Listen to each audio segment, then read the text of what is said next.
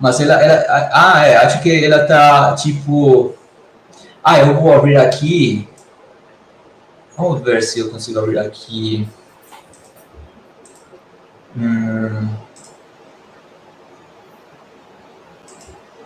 Porque isso aqui vai sair no YouTube, então vou ver aqui. Ele fica lá depois? Fica gravado? Fica. Então você podia usar depois, sei lá. Tá, beleza. Poderia mandar para sua mãe. Oi? É legal ter isso, porque dá para referenciar depois. Né? Não, você podia mandar para sua mãe também, e seu pai. É verdade. Mas aqui ainda... mas acho que daqui a um segundo ela vai começar. Tá. Se eu tô aqui... Aí vocês normalmente fazem com os alunos, tipo, eles entram para participar, ou vocês colocam... a comunidade... Assim? Na verdade é a comunidade em geral, assim, tipo, tem estudantes, professores, pesquisadores, sei lá, tem muitas pessoas pessoas de fora da universidade, então tem muitas pessoas que usualmente ficam ligadas com o seminário, mas vamos ver hoje quantas pessoas a gente vai ter hoje.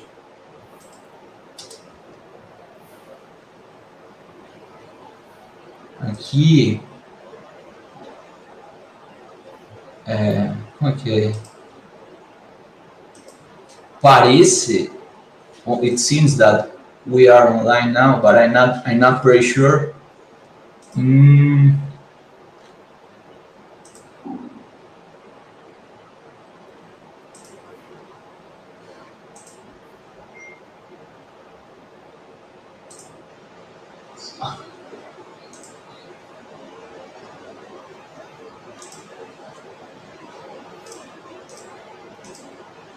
Yeah, we are. So, hi everybody. Welcome to our institutional seminar here at the Department of Statistics. Our speaker today is Professor Carlos Tadeu Pagani Zanini. He's a professor at the Universidade Federal do Rio de Janeiro in Brazil. Carlos holds a PhD degree in statistics and data science from the University of Texas at Austin. There, his advisor was Professor Peter Mueller, who is a renowned researcher in the field of Bayesian statistics. His research interests range from Bayesian statistics, biostatistics, mixture models, Bayesian non-parametrics, dynamic models, deep learning, and neural networks. The title of his presentation is Deep Neural Networks for Object Detection with applications to the preservation of marine ecosystems.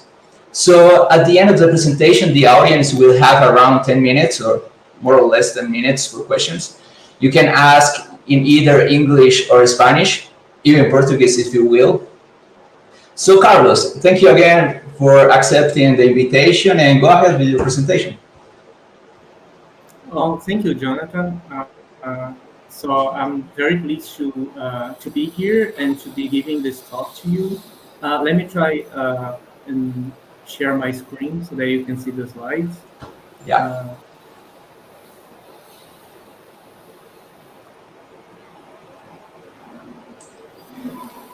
Do you already see it? Or? Yeah. Just give me 1 minute here. I'm just going to set this. Okay. Yeah, I think we're okay now, and yeah. We're good. You can see my screen now. Yeah, we can see your screen. Yeah. Oh, okay. Yeah. Awesome. Well, thank you very much, Jonathan, again, and thanks for the opportunity. And so, as Jonathan said, my name is Carlos, and I'm from UFRJ. I'll be talking with you a little bit with two of my works that I have done with two students of mine, Igor Nunes Patricio and Thiago Stephen, both from UFRJ, on deep neural networks for object detection.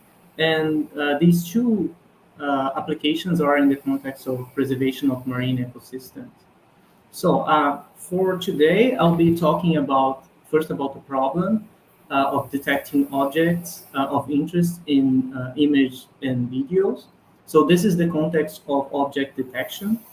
Then I'll be presenting the motivating applying problems involving preservation of marine ecosystems. Well, then I'll go very briefly through an introduction to neural networks for classification.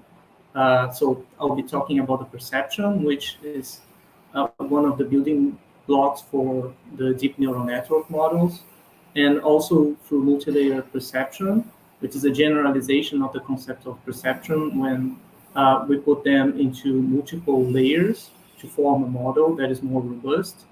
And then we go over convolutional neural networks that are used a lot for images. And then finally, but this is all for the context of classification. And then after that, I'll be talking about neural networks for object detection specifically. And I'll be focusing mostly on this one, which is called You Only Look Once, is the name of the architecture. And we just say YOLO is the name of it. And then I'll be going over some results on applied data with like hopefully cool images and videos that were done by Igor and Thiago, which were my students and the course on applying this methodology to the different data sets. So just so you guys know a little bit about the problem up front and what we're trying to solve. So we'll have basically two data sets. In the first one, we want to detect this type of starfish named crown of thorns. So the crown of thorns, which we'll be calling cod for shorter, right? They are a starfish species, and they feed on coral in the reefs.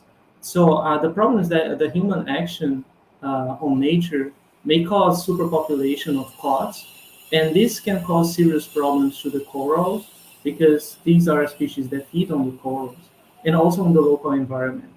So for this application, well, this is a cable competition data set, and we have real videos taken on the Great Barrier Reef, which is a very big reef in Australia.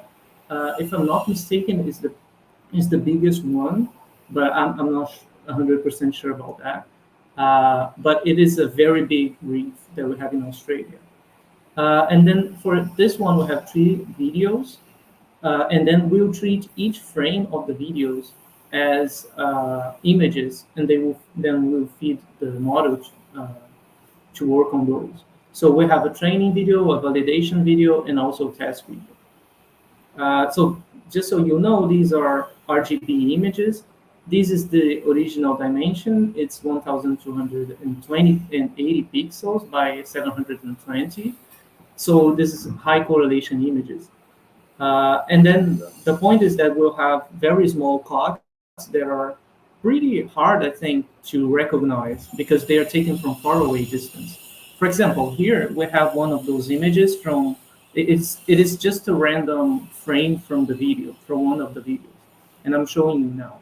I'm not sure if you guys can if you guys can reckon it, but like here, you can see that there is one such cod. It's like a circle, right? And then it has these little spiky things here. And there are several of them in this image, but they are a little bit hard to spot. For example, there's one here, and so on. So if you guys want to see all of them, here they are. So you can see lots of them, and it's a very challenging problem. So what we want to solve is we want a model that receives this as an image and outputs this, meaning the location and also these boxes that go around the object. So this is the so-called object detection problem. So it's pretty complicated, and that's why we are doing neural networks to solve this. On the second data set, it is a little bit different. We are trying to detect trash in deep ocean floor. In this problem, we have remote operated vehicles, or rods for short. And those are just, you can think of them as robots that go on the seafloor and record videos on it, searching for new species or for trash in the ocean. There are some robots that actually can collect trash or specimens from the deep sea floor and then take it to the surface to be analyzed.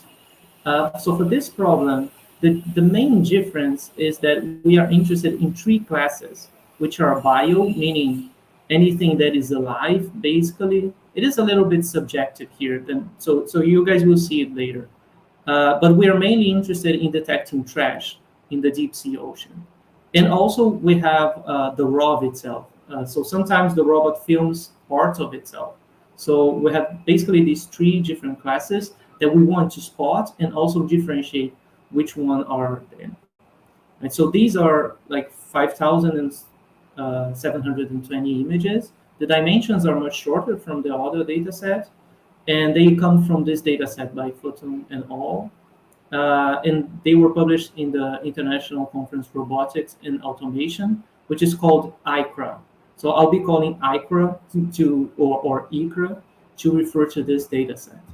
So you guys can see a little bit what it's about. It's like this. So these are the images that, like one of the images that we have. They are also from videos. And we want to detect if it is raw, if it is bio, or if it's plastic.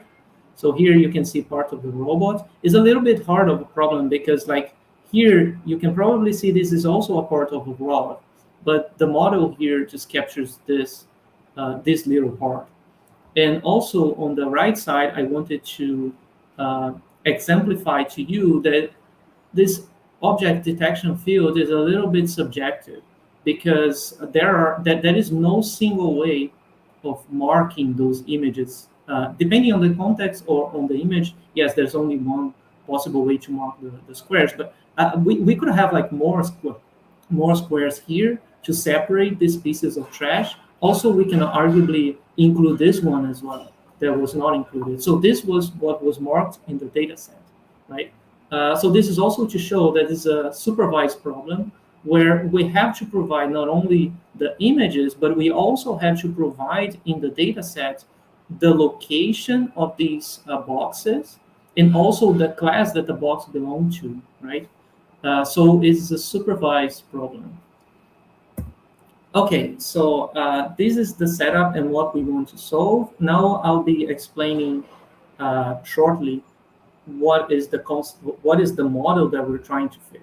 So these models are, which we call deep neural networks, they all build from this single perceptron. What is this? This is just a function, right? So if you have ever seen like this kind of scheme, this is the perceptron represented in a graphical way. So here we have the inputs, which are the data. In our problem, this x1, x2, xn is the intensity of the pixels that form the image, right? So so each one of these is 1 pixel, and the value of x1 is how intense is that pixel. So if it is grayscale, then the bigger the number, then the closest it is to a black spot. And the lower the number, the closest it is to 0, for example, right? So this perceptron, it receives as inputs this x, and it has weights associated to them and also a bias. So these are parameters of the model, and it tries to estimate it. So basically, the perceptron operates in 2 steps. First, it is applied an affine function to the input. So we have age, which is just x1, the first pixel, times the weight, w1. And then we do x2 times w2. And we go until we get to the last pixel, is xn times wn. So it is simply a linear combination plus a bias that is going on here. So this is simply a linear combination of covariates where we have an intercept, if we talk about it in statistics terms. So this is the first part. It's just an affine function of the input. Then the second step is to apply a nonlinear activation function, which here we call f, which takes h as input and then outputs f of h. So this first step here of the neuron or perceptron will transform the inputs in an affine function, and then it will apply a nonlinear function to it. And after that, we'll have the output, right? So for the perceptron goes up to here basically, right? So what is the objective of the perceptron? Is to map the inputs into like a single number, let's say. And this number, this is just a deterministic transformation of the inputs that will qualify my stochastic variable, which is the response y. So it is a regression setup, right? So we have the y as output and then x as input. So the output of this activation function is going to be a parameter in the distribution of y. So this is how we link the statistical or stochastical modeling to the neural network part. It is simply a function from the neural network is simply a function from the inputs into a parameter of a random variable that will characterize the stochastic behavior of a random variable. And then for these activation functions, which are the nonlinear functions, what are them? Well, so these functions can be almost anything, as long as they are nonlinear. So, for example, there is this very famous function, which we call ReLU, rectified linear units, which is the maximum between 0 and x. Here is the graphic of the value. It is clearly a nonlinear function. We can also use a sigmoid, which outputs probability, and it's suited for binary classification. Why is that? Well, because the sigmoid is 1 over 1 plus e to the power of minus x. This is what we call the logit link, right? In the logistic regression, for example. Here is the plot, it's the graphic of it. So since the sigmoid outputs something between 0 and 1, it is used a lot as an output of a classification problem, right? Which is one of the steps of the problem that we want to solve. So for example, if we show an image of a cod, like a starfish, we want the model to output a 1, indicating that it is indeed an image of a cod. If it outputs 0, it's because the model thinks it's not a cod, it's something else. Or if it is closer to 0, if the output is a probability close to 0, then we're going to decide, okay, it's probably not a cod. If the output is close to 1, we'll say, okay, it's probably a cod, right? And then this will work as an output for the first problem, where we are interested in only identifying this specific starfish. But for the second one, where we have more categories than 2, we have 3, right? The trash, the bio, and also the rod. We will need something like the softmax. So the softmax function receives as input x1 to xp, and then it exponentiates each one. So it will be exponential of x1, exponential x2, xp, and then we'll normalize all those. So this is going to be a probability vector, meaning that its entries are between 0 and 1, and the sum is 1. Okay, so this is for multiple classes, and this is usually for classification using one, having only 2 classes. And this other one is for 3 or more. Okay, so I just want to give a little bit more motivation before I move on to the more complicated models. So we are all, if we are all statisticians, we are all very familiar with the notion of the logistic regression model. What we have is yi coming from a Bernoulli with a probability of success being pi.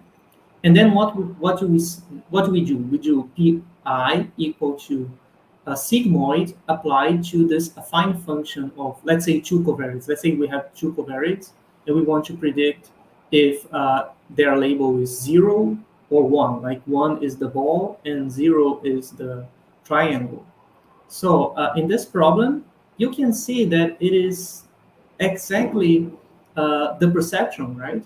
So if we draw it in that notation with the little balls and the little edges here, we can see that it is a perceptron, right? Because it multiplies W1 with X1, W2, X2, B, and 1, combines them into a probability pi, which is the sigmoid applied to this. And then we go ahead and put this probability inside of the the probability of y in the probability distribution. So we say this probability determines which Bernoulli it is. So this is all to say that logistic regression is a particular case of a perception, right? So the perception is the same thing as a logistic regression, right? If we choose the sigmoid as the activation function. And one little thing more is that we want to emphasize that the decision boundary for logistic regression or for one such perception is a hyperplane.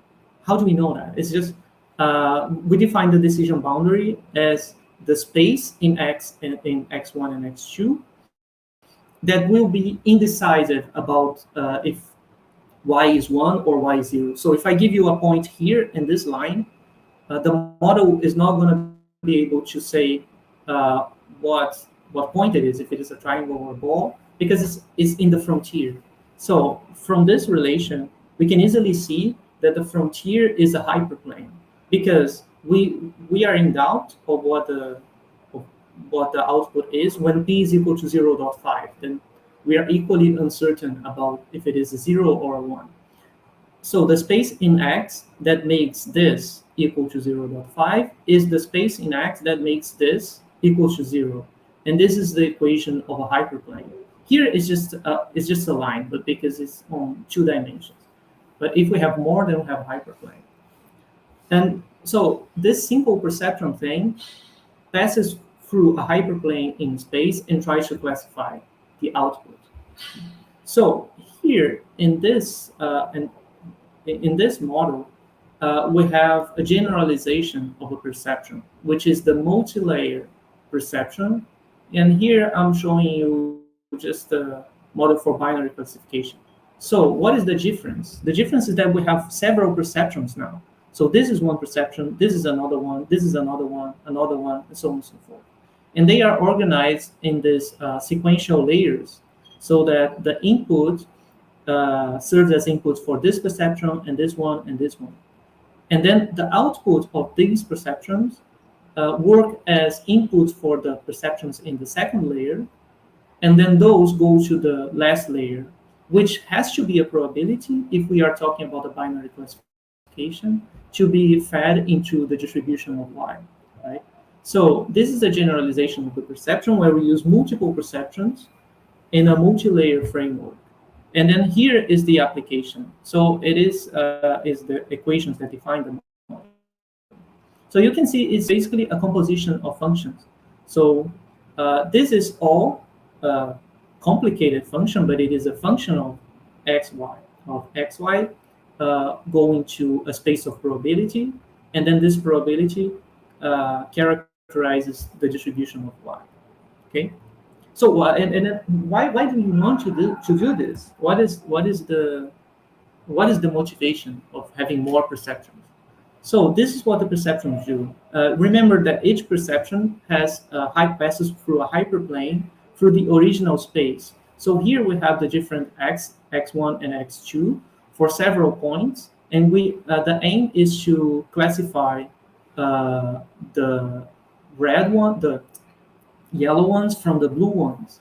So we can see that no hyperplane is able to classify here, but we can combine this hyperplane, which is arguably somewhere like here, with this other hyperplane, which is here, like this one is about here, this one is about here, and this is probably redundant because it's doing like the same function as this one, but it's okay, it's just redundant. So if we combine the different hyperplanes, we can get a much more flexible region of classification, and then we can have these different features, right? So it is not exactly combining, it is not exactly superposing the hyperplanes, because you don't see an actual triangle here, because the functions are smooth, the sigmoids are smooth. So you can get this smooth shape around here.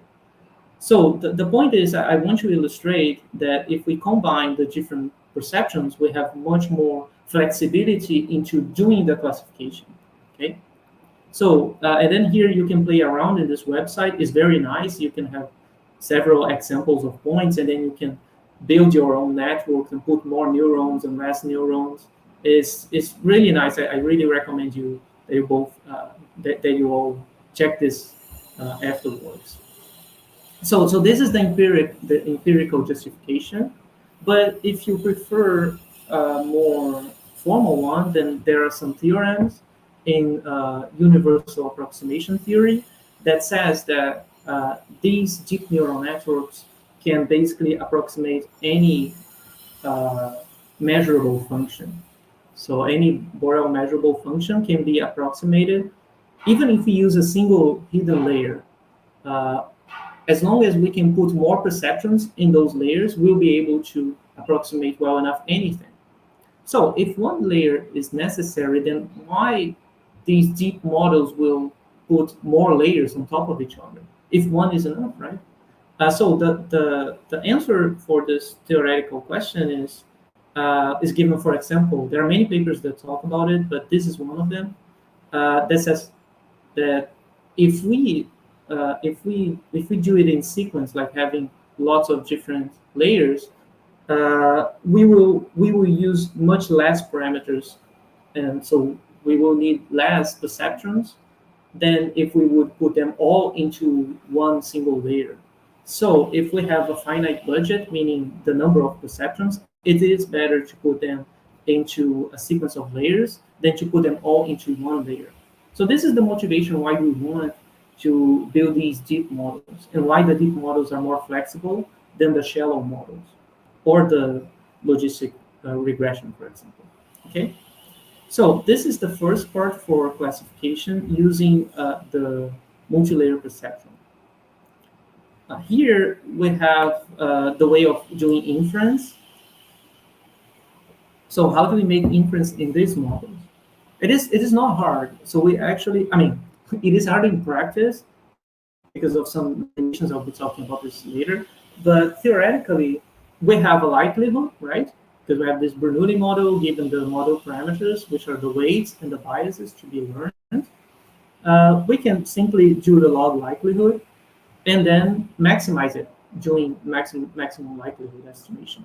In these problems, we have so much data that usually we're not interested in quantifying certainty of these parameters. Usually, just the maximum a posteriori or the maximum likelihood estimate is good enough for our purposes. And actually here, we only have a point estimate for all the parameters. We're not concerned about confidence intervals for the parameters and none of that business. We only want to have a model that is able to generalize and to spot these animals and these objects of interest in different images. So how do we go about it? So we write the log likelihood or minus the log likelihood, it doesn't really matter. Let's say it's the negative log likelihood. And then we do gradient descent, which is basically applying the gradient into the minus log likelihood and do a gradient step. So here we actually don't need to pass through the entire data set, meaning y equal to 1 up to n.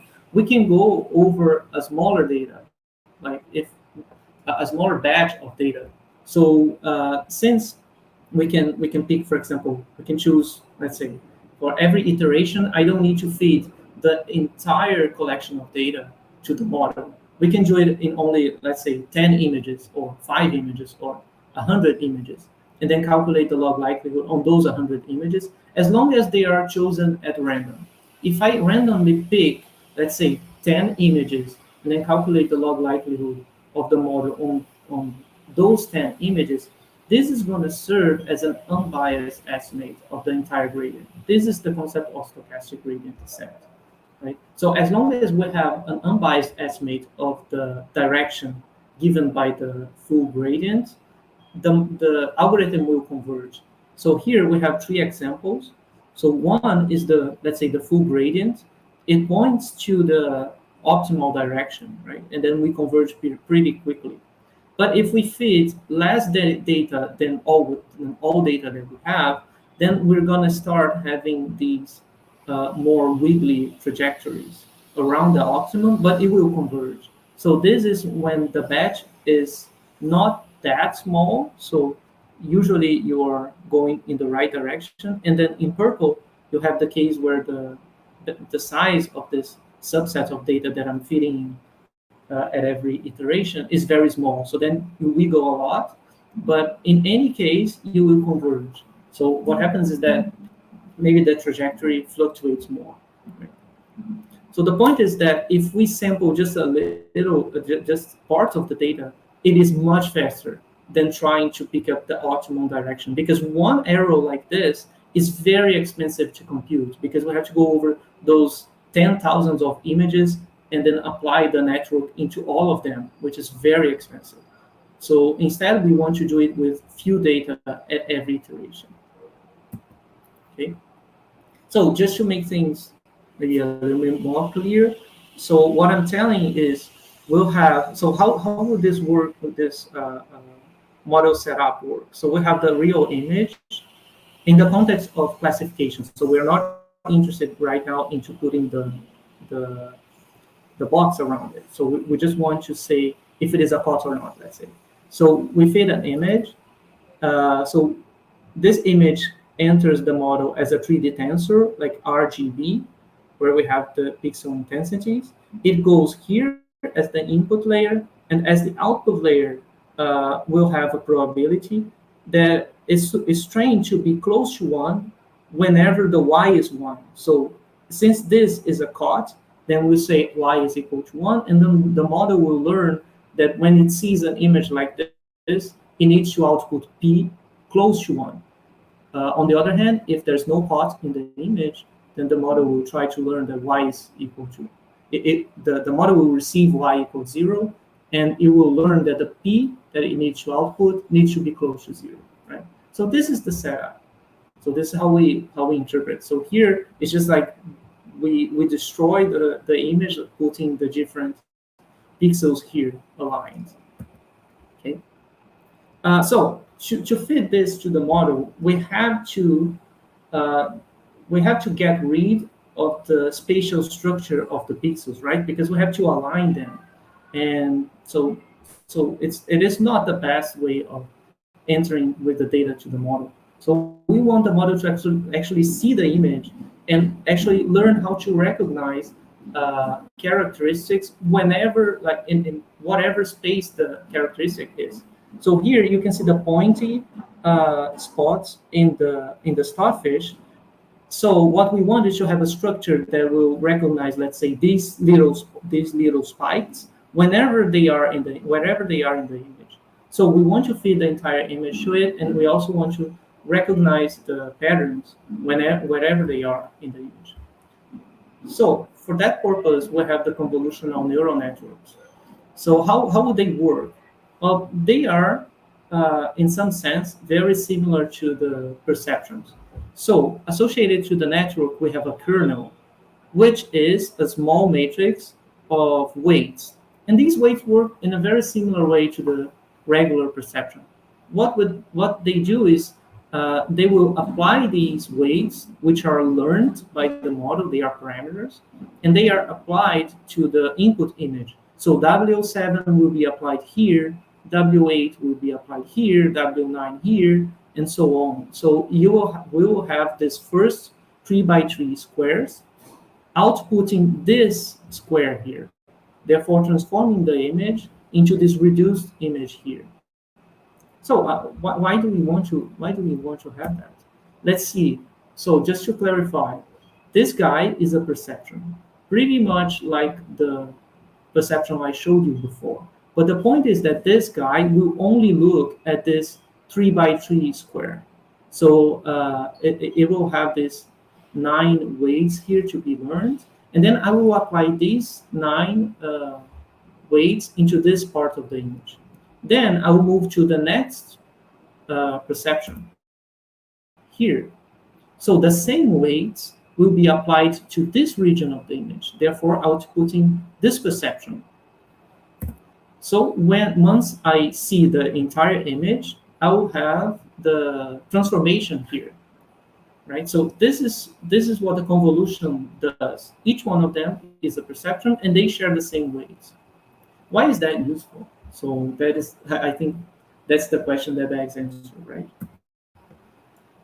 Well, they are useful because with very few parameters in these kernels, you can get pretty nice structures to be recovered by the model. For example, we can get edge detection by taking a simple kernel of dimension 1 by 2, where let's say the first one is -1 and then the second weight is 1. If we apply this to every little piece of the image, we'll actually calculate the difference between consecutive pixels. So if there is an edge in the picture, like from here to here, then this difference is going to be significantly different than 0. And then you see this line. But if I pick two neighbor pixels inside of the dog's fur, they will not differentiate a lot from itself, right? So it will output this 0. So in this picture, we'll have that the gray is 0, then the black is 1, let's say, and then the white is 0. Okay. So with this kernel, we can recognize the edges of the image, right? And then it's just 2 parameters, and they are applied to the entire image. So, and of course, these kernels can vary in dimensions, and it's usually done in 3 by 3 or 5 by 5, sometimes 7 by 7, to recognize richer patterns in the image. Just so you guys can have an idea, here I'm showing one such convolutional neural network, which is called the LeNet-5. It is pretty old, right, from 1998. So this was one of the very first convolutional neural networks used to recognize, in this case, numbers. But for this illustration, I'm illustrating it with a letter here. But we can say that we can think that that is 10 letters, right? So the model is trying to recognize if this is an A or a B or a C, okay? So how does it work? So I have one first layer of those convolutions. So this is one transformation of A done by the application of one kernel into the entire image. Then it will output this, which is an image of a dimension slightly smaller than the original, right? So if I apply another kernel, I'll have this guy here. So it is a different transformation from the first image, and so on and so forth. So here we have basically 6 kernels being applied to the image, and then we'll have these 6 different transformed images. Here we have image reduction step, which is done by max pooling. I'm not going to go over details, but you can think of it as a convolution as well, if you will. It's not exactly a convolution, but it is similar. And then on the second step, we will do the same thing, apply kernels again, but then we'll apply kernels to these transformed images, therefore recognizing patterns into this transformed image, these transformed images, and so on and so forth. At some point, we'll have small transformed images, and then we feed them into a multi-layer perceptron model. So this part is a multi-layer perceptron. It is not represented here, but there are small circles here representing the perceptions. And then you go to the end. Since this is originally illustrating the MNIST problem, we have 10 classes, which are the digits. So it's 0, 1, 2, 3, 4, 5, until 9. So you have one output for each digit. And since there are 10 digits, then we have 10 here at the end, right? So this is how we combine. So when we talk about a convolutional neural network, we are talking about a convolutional structure with multi-layer convolutions, followed by an MLP model, which is a multi-layer perceptron. We can also represent the very same architecture in this way with the cubes. So it is the same as this, but instead of with this representation of multiple squares, I'm grouping them together into this cube. But it is the same thing. It's the very same thing. And so I'm just showing you this representation because it's going to show up later. Jonathan, do you mind letting me know how much time do I still have? Well, I think maybe, let me see, let me do the math. Maybe 15 minutes. Okay, cool. So the last slides are all images, so I just want to make sure I explain the architecture. But thank you. Okay, so now we're going to talk specifically about the object detection. So on, I'm just telling you uh, how to identify the different classes. So these networks, all they do is classify images. They don't tell where the image is, like where, if I show you a picture of a cot, it is one thing to say, okay, there is a cot in the image. It is a different thing saying, okay, there is this object of interest in the image and it is a cot, okay? So classification is a part of the problem now, but it is a problem within a second problem, which is detection. So we want to say where the object is, and we want to say what class it belongs to, okay? So I'm just showing you here in the context of one of the two data sets that we have. So we want to output both things, where the object is and what class it belongs to. I'll be showing you results based on this model, which is YOLO. It stands for You Only Look Once, by Redmond, 2015. This was the first paper in this class of models. Nowadays, I think the most recent version is, I don't know if YOLO X, which stands for 10, is the most recent one, but it is the most advanced I know of. So there are lots of versions that came after this one. I'll be explaining just the first one because the model is really complicated. So I don't want to be complicating too much. So we'll just grasp the idea of how it works. So YOLO, what YOLO does is it divides the image into a grid of cells. So here we have the entire image, and then we'll divide this into this 1, 2, 3, 4, 5, 7 little squares by 7 squares. And then what do we do? Each square of this will have B bounding boxes associated to it. So here I'll have a bounding box, which the center is inside of this little square. Here I'll have other B bounding boxes with the center being here, and so on and so forth. So here we'll have all the bounding boxes. So you can see that there are lots of them, right? So there's one here, there is another one here. There are lots of them clapped around here, and lots of them here. But we don't want that, right? We want to have only these 3 ones, which are detecting the image. So what the model does is afterwards, it will learn which boxes are redundant, and it will eliminate it. And then we'll have only one, which is the best box. So it is a model that does all of this in one run. So this was the novelty of it. So it just receives the image, divides it into grids, and then outputs a box. And then we'll see how it works. So just to clarify the notion of the box and the grid. So what I was telling you is, for example, pick up this car. Where is the center of the car? Let's say it is here in this green dot. So since the green dot falls here into this grid, this grid will have one of the boxes responsible to predicting this car. All the other grids will have boxes also, but the boxes won't matter. They won't do anything to the loss function that will be optimized. They will be hanging around here, but they are not going to count for anything. The only boxes that will count are the boxes that come from having the center here, okay? So, and how do I characterize the box? So I characterize it by saying, where is the center? So by these 2 values here, they will say, okay, so the x coordinate is 0.8, so it is close to this edge. and the y is 0.9, so it is close to this edge here.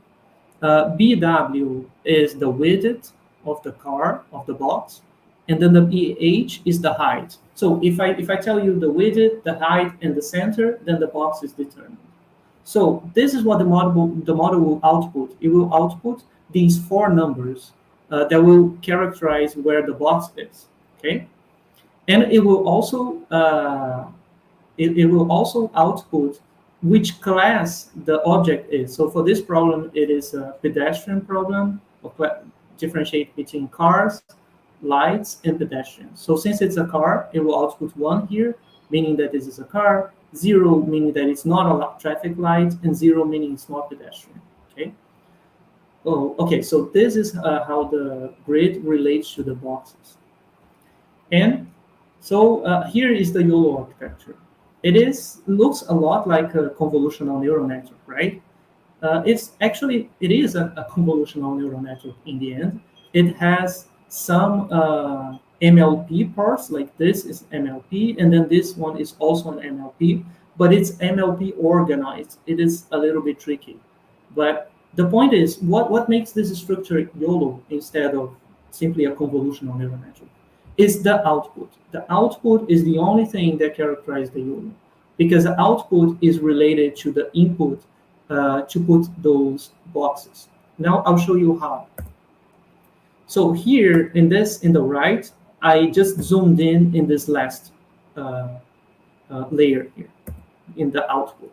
So this output is 7 by 7. Why is 7 by 7? Because there are 7 grids here and in here. So as I go over these pixels around here, I will cover information from each one of these boxes. So YOLO does 2 boxes for each cell. So this is a cell, and then it will have 2 boxes. Here I'm showing only 1, but there are 2, right?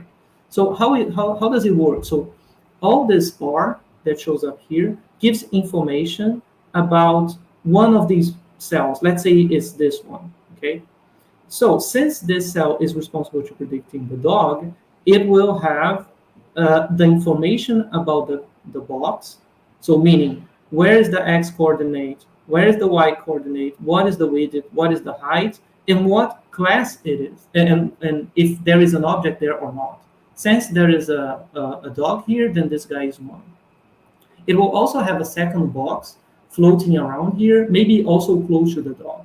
Okay, but it will have their own coordinates. And I'll also have class probability for each one of the objects of the interest. So this is the probability of it being a dog. This is, let's say, a bicycle, and then this is a car. Okay. So this is the structure. So the output is connected to these boxes. So if I pick up this bar and then put it 1 pixel to the side, then I'm referring to another cell. Let's say this cell here. Okay. And it will characterize different boxes doing this way. Okay. This is the loss function that we want to optimize. I don't want to go over details on this, but I just want to give the brief intuition about it. So what it is doing is it is putting the estimate of the X center to be close to the real X, which is specified in the data set. So in the data set, we say, okay, the center is here. So this is the X coordinate of the center. This is the Y coordinate of the center. And then this is the output for the Y coordinate. This is the output for the X coordinate. And we want them to be close together. So we'll optimize the loss as being, let's say, squared loss. Okay. Same thing for the width and the height. So we want them to be close together, the ones predicted and the real ones. This is the probability of there being an object there. I want, if in the data set is either 1 or 0, if there is an object or not. Okay. So if it is a 1, then we want C hat to be close to 1. If it is a 0, then we want C hat to be close to 0. And here is the probabilities of each class. So here in the data, we'll have 1, 0, 0, meaning it is a car. And we want the probabilities to be close to 1 here, close to 0 here, and close to 0 here. So this is what this summation is doing, okay? It is more complicated than that, but I just wanted to give you the basics of what the loss function is supposed to do. Okay. Right. So I told you that the model gets rid of redundant boxes. Okay. This is more of a detail, but since it's an important one, I will just say briefly what it is. So let's say we have these three boxes trying to predict the cat. Okay. So the center of the cat is, let's say, here, and then so this box is this cell is giving me three boxes. Okay. And I want to see if the boxes are redundant or not. Okay. If they are redundant, I want to get the best one, probably the red one. Okay. Which the confidence is 0.9, here the confidence is 0.7, and here is 0.8. Okay. So how do we do that? We can calculate the intersection over union, which means this area divided by this area here combined. So intersection over union. Okay. If the intersection over union is too high between two boxes, they are probably trying to predict the same thing. So I will just pick up the one with the highest confidence. This is how we get rid of redundant boxes. Here's an example. All these boxes around the car, they will have intersection over union very close to 1. They are equal to 1 if they are the same. And then here you have the boxes of this same object. So since all of them will have intersection over union very high, they will be shut down, and I will be outputting only one of them, the one with the highest confidence. If we do that for all pairs of boxes that have very high IOU, we get to this image here, which is much better than this one, which has lots of redundancy. Okay, so this is how the model gets rid of multiple boxes predicting the same thing. Okay. All right, so it's time for seeing the results, right? So let's go again over the data set one really briefly, because I already introduced it. So it is that problem of the crown of thorns, and we want to identify the starfish. So we have the image. The images are actually frames from videos. So we have 3 videos, and this many frames. Okay. So in this problem, we have images of size 1,000 by 700, I think. Let's see. Here. About 1,000 by 700. So it is very high dimensional, right? So this is more than 1 million pixels, okay? Maybe it's, well, if we multiply by 3 because it's RGB, then it's more than 1 million. So each one of them is like a covariate. So we have this very high dimensional problem. Each image has more than 1 million pixels. So it is pretty challenging because of that. Let me just go around. And if you remember, like, this is the image, right? And this is one of the images in the data set, and we want to see where the crown of thorns are. Okay, so to solve this, we did it in basically 3 steps, which means pre-processing and gathering more data. So first, we did some augmentation, meaning, for example, that every image will have, we will add a Gaussian random noise to the pixels to get a slightly different image, just to augment our data set and have more examples. We also did some random horizontal or vertical flips, so that the image is like flipped in the horizontal or vertical to produce more images. We also picked up random brightness and contrast modifications, so that the trainings, and we concentrated ourselves into only the images with 3 or more cuts, so that we don't have many images with 0 cuts, right, with few cuts. Okay, it was basically a way of cutting down some of the frames that were not that interesting for the model. Okay. So we ended up with a training set like this, 1,733 frames, and this many cuts were observed. In the step 2, we increased the dimension. So we like reduced the dimension to this, and we also increased it to this, 2,400 by 2,400, to see if there was a difference. Okay. And on step 3, we augment the data, showing more images from a different data set that comes from this website called Google Flow, Starfish. So these are also COTs, but the thing is that these COTs are bigger. So let me show you. This is not from the Kaggle data set. This is from the from this one, from Google Flow. It's the one used on step 3. Because what we did was we fit the model to the original images, which were very small. Remember, like these plots are very small. And then we try to say, okay, so do the model capture the bigger ones? Like if we go close to the starfish, what does the model do? It does what it is shown here on picture A. It doesn't recognize any of them because it's very different from what it sees.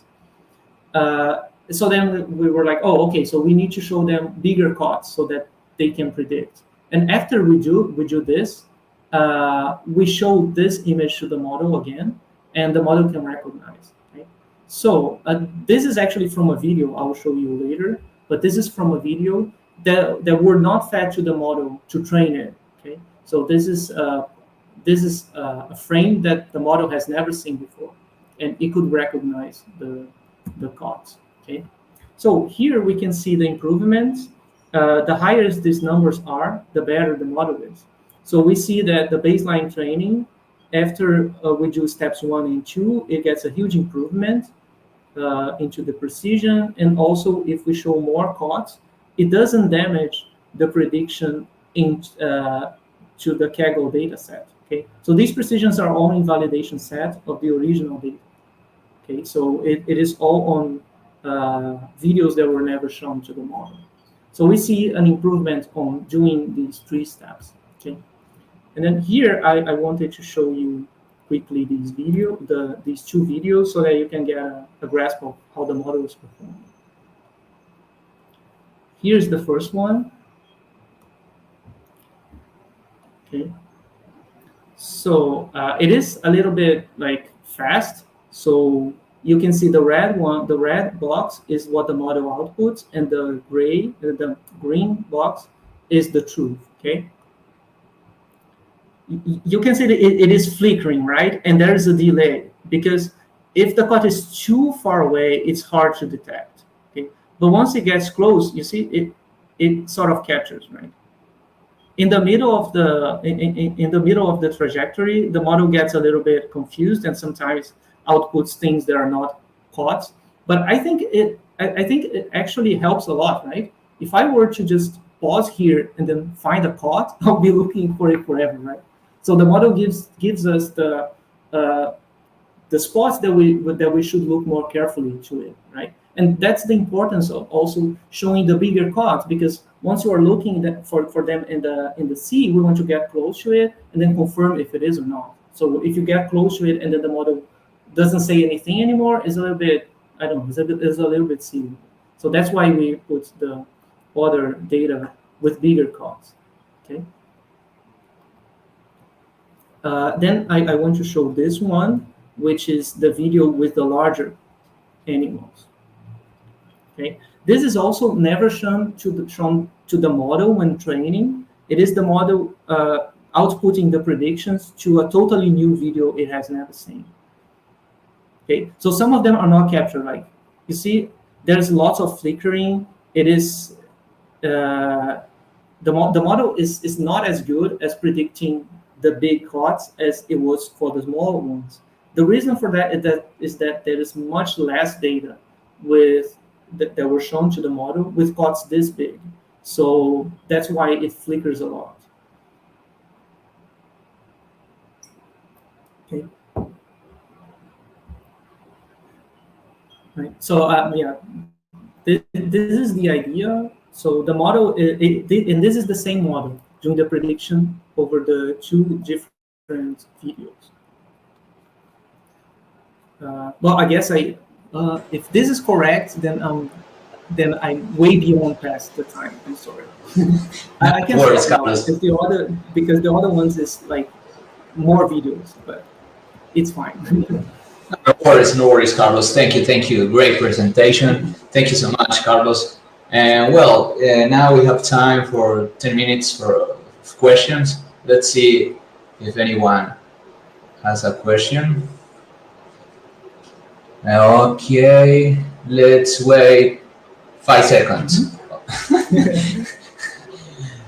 Okay, meanwhile, I would like to ask you a couple of questions. The first one, because we met 10 years ago, if I'm not mistaken. Yeah, I think it was 10 years ago. At that time, you weren't, I think you weren't familiar with these methods because of the time. And when did you begin working with these methods, using machine learning and deep learning? Right. I started it during my PhD, because while I was working with Peter, I also was in contact with Mingo and Joe, which is another professor from UT Austin, and he was starting to look into these neural network applications. And then we had this group, this PhD group with his other students, and then we started studying this neural networks for many applications, for classification of images, for text generations, and then I started like falling in love with these models because they're, I don't know, to me they are very impressive. And then I started on a side on side projects. I started studying it, and now I do it. I'm half a statistician and half a machine learning guy with these image problems. Yeah, this is why I ask you this question, because for us as statisticians, it's really important to, at least for me, that because I'm really ignorant with these methods, I took a course of machine learning while I was doing my PhD, but and actually I consider myself really ignorant with these methods. I asked that question because it's really important for the students who are or the people that are statisticians to differ to be aware about the differences between statistics and machine learning, and why it is important to learn these methods, and why it is important to keep statistics as statistics itself, or something different from machine learning. Because my second question is, what is do you think, because nowadays I think people in general think that you can solve anything using machine learning, but I think that is not the case, because there are still some problems that you cannot solve using machine learning. Like, for example, if you have a problem, like if you are dealing with clinical trials, for example, and I think you can use more classic or more statistic-based methods rather than using machine learning. So, from your experience as a statistician and now as a machine learning guy, what is your position? Do you think that you can solve anything using machine learning, or you need, for us as statisticians, we have to keep we have to keep our world, let's say, I don't know how to put it, but try to put the barrier. You know what I mean? Just try to keep the statistics as one thing and machine learning as another thing, and recognize that statistics is still relevant. So, what is your position? Do you think that machine learning is going to be, or you can solve any problem using machine learning, and in the long term, maybe statistics is going to disappear or something like that, or is going to be absorbed by machine learning? What do you think? This is it's a very interesting question. I think I think I think each problem begs for its own set of tools. Let's say, for example, if I want a model that is interpretable, because I want to say, okay, if there is an increase of I don't know, 1 unit of measurement in glucose level in your blood, let's say, how is that related to the probability of you developing diabetes, let's say. So I want to interpret this. I want to say, okay, this is the effect that my model estimated. And this effect ranges from blah, blah, blah to blah, blah, blah. So I want to have a confidence interval or a credibility interval. So I want to interpret each one of the parameters that I put, right? So if I want to interpret the relationship between things, then I should use like more of a statistics model, right? Because they tend to be a little bit more simple. I mean, the traditional statistical models. But on the other hand, like if I want a procedure that is able to make predictions and generalize, and I have lots of data, then I may prefer working on machine learning problems like this one with deep neural networks. But first I think we have to recognize what the problem needs, like what sets of models the problem needs to be tackled, right? So I think both things will always coexist because the objectives are different. If I do a clinical trial, I want to estimate what is the effect of a drug into an outcome to a patient, and this will require probably simpler models, but models that we want to interpret, and we need to do this interpretation, right? So I think it varies on the problem. So, but these problems, these different models are not actually like that different. For example, the perceptron here is the same as logistic regression. It's the same thing, Yeah, right? yeah, So for it sure. is a statistical model. So Yeah, yeah, this, for me, that is the beauty of it. I think we were doing machine yeah, learning since the very beginning, but we never called it that. yeah, for sure, for sure. No, I think machine learning is like statistics, but when you use the statistics in a way more in a relaxed way, I don't know how to put it, or in a Yeah, yeah, pragmatic way, when you use. yeah, But I think you mentioned or you said that word, which is interpretation, and I think hmm it leads to something more scientific, because when you are doing science, you are trying to answer hypotheses, or trying yeah, to prove hypotheses. So I think in that case, in the majority of the cases, you will use statistics, because statistics gives you the interpretation of the problem, the parameters. You are going to have the hmm interpretation in the context of the problem. Whereas machine learning is something that you use more for classification and prediction. And I yeah. think and so I think that is the big differences between the two. But I think, yeah, as you said, I think they can coexist, and they are going to, and they will, they are going to coexist, and for the future. And yeah, I think it is really important for the for the statistics community to be aware of that. And hmm yeah, but a final question, Carlos.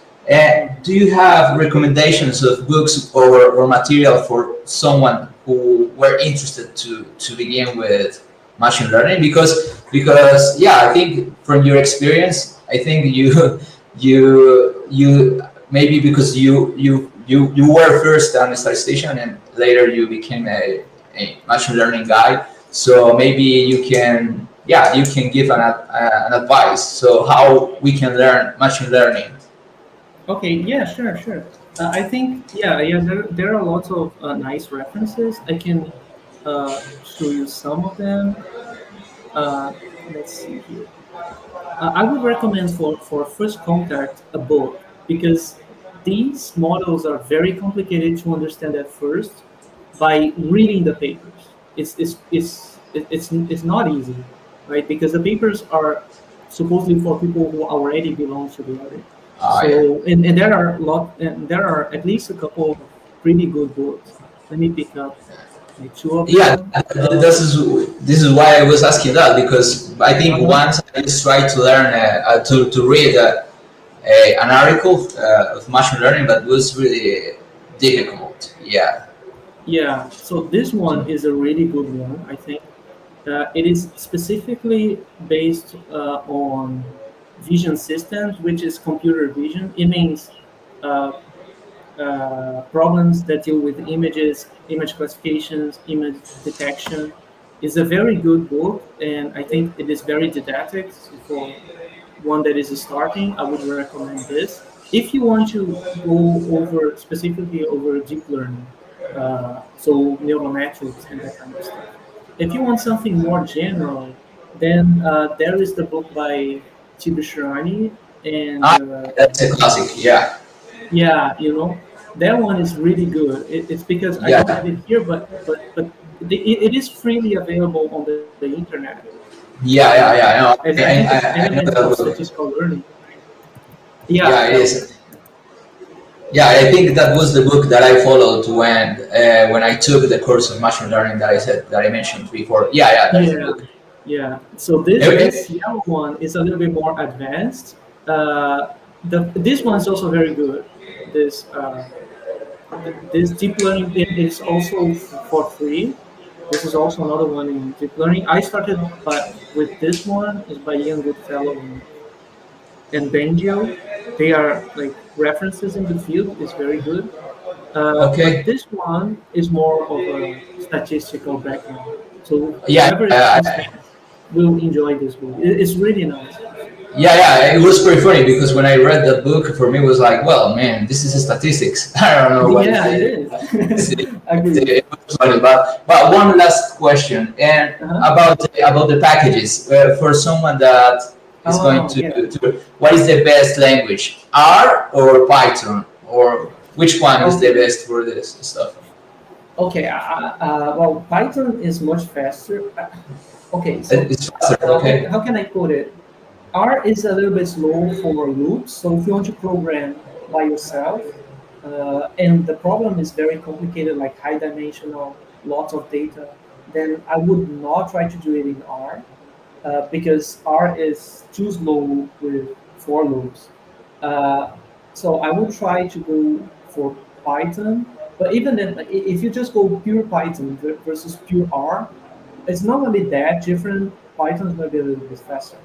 But all these packages uh, that specifically that I did for these models and like for my students also use, they are all written in Python because they use either TensorFlow or PyTorch, which are softwares for calculating these derivatives here. Because I only have one slide for it, but it is pretty awful to calculate these Oh yeah, derivatives because what you have to do is calculate the derivative with respect to this. yeah, So in these models that are like huge, like I cannot even start writing them down. So yeah. the packages will calculate this by automatic differentiation, and it will speed up things a lot, especially because Okay. they have support to GPU, so you Oh can yeah. run it on your GPU, which is much faster than the CPU. So using the graphical processing unit, and so Oh, all of this is built up. So I would say it's more of a stuff like recognizing which tool you want to use. So if you want a very big problem that uses differentiation, like here with optimization, I would go for Python more than R. But if the model is simpler or if the model is already implemented by a statistician, if it is a statistical model, then I think R is going to be better because it's already implemented there first. okay. Interesting. Okay, so R is a little bit is getting behind, but anyways, Carlos, thank you so much, and yeah, I hope to have you the next time here personally, and thank you again for accepting the That would be invitation, awesome. and see you around, man. Thank you. All right. Thank you. Thank you very much. Bye. See you. Bye bye. Let me see how I end here. Oh, okay.